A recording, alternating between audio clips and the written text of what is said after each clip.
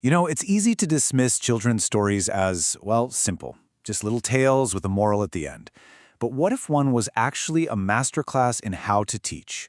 Today, we're going to unpack a chapter from a kid's textbook that is hiding a surprisingly deep lesson on how we all learn.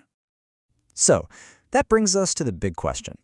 What can a simple story about a tidy monkey really teach us? Well, as it turns out, a whole lot.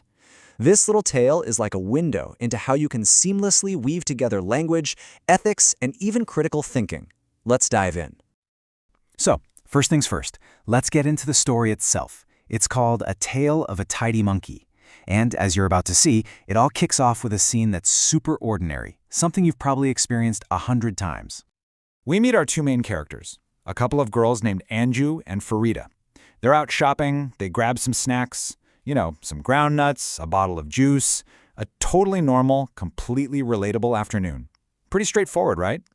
So they're a little tired from shopping, and they find a bench under a tree to sit and enjoy their snacks. But here's the thing, they have no idea they're being watched, because up in a branch right above them, there's a monkey, and he's about to set the stage for the entire lesson.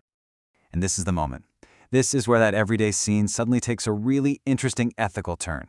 Let's dig into the story's simple but powerful moral. Okay, here's the key action. Anju and Farida finish their snacks and, without even thinking about it, they just toss the empty packet and bottle on the ground. It's such a small, careless thing to do, but this single act is the pivot point for the whole lesson. But then, check this out. The monkey, who's been watching this whole time, finishes his own snack, a banana, and instead of just dropping the peel, he does something very deliberate. He actually climbs down from the tree, walks over to a dustbin, and throws the peel inside. The contrast is huge. This is the emotional heart of the story, and it's all right here in this one simple sentence. It's so important that nobody scolds them. There's no punishment. The real learning, the change, it comes from an internal feeling, from shame, after seeing a better example set by, of all things, a monkey. And that feeling? It leads directly to action. The girls immediately correct their mistake, they see the right thing to do, and they do it. They get up, pick up their trash, and put it in the dustbin. The moral loop is now complete. So, that's the story. A nice little tale about not littering, right? And yeah, it is. But that story is just the beginning. It's actually the engine for a much, much bigger educational machine. This is where we see it's way more than just a story. It's a full-blown framework. This really breaks down that pivot for us. See, on one level, it's just a fable, a simple story about being responsible. But when you look under the hood, you see the framework. It's a tool that's been carefully built to teach language, ethics, and critical thinking all at the same time. Okay, so let's do just that. Let's decode this lesson plan. We're going to start peeling back the layers one by one and really see the clever educational design that's built around this one simple story. Right away, the lesson jumps into vocabulary, and notice how it's done. It's a two-pronged attack. On the left, you've got new words that are directly from the story, like shopping and dustbin. But on the right, you have sight words. These are the super common words, like then and down, that kids need to know instantly to become fluent readers. It's brilliant. And they don't just throw the words out there and hope they stick. They make sure kids actually understand them. The most important word for the story's theme, dustbin, gets a crystal clear definition.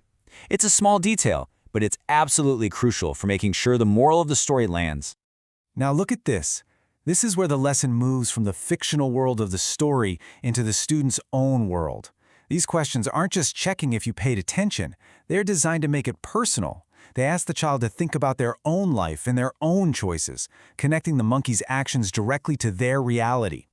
How cool is this? The lesson even works in phonological awareness. That's understanding the sounds of language. It teaches a pretty abstract concept, syllables, by using a physical activity, clapping. It makes it so tangible and fun. Ba, na, na. 3 claps, 3 syllables. So simple, so effective. And they don't stop there. It drills down even deeper into phonics, focusing on consonant blends. Using really clear examples, it introduces the kol sound you hear in clap and the fla sound from flower. These are the fundamental building blocks for becoming a strong, confident reader. All right, let's pull the camera back now and look at the big picture. We've seen the story, the vocabulary, the ethical questions, the phonics. How do all these different pieces fit together to create something so whole and so powerful? Here it is, all laid out. This isn't just a chapter with some questions at the end. It's a completely integrated learning module. It all starts with that engaging story to set up the moral, then it uses that story to teach vocabulary, it uses the moral to prompt ethical thinking, and it even uses the words from the story to teach phonics. Every single piece supports all the others.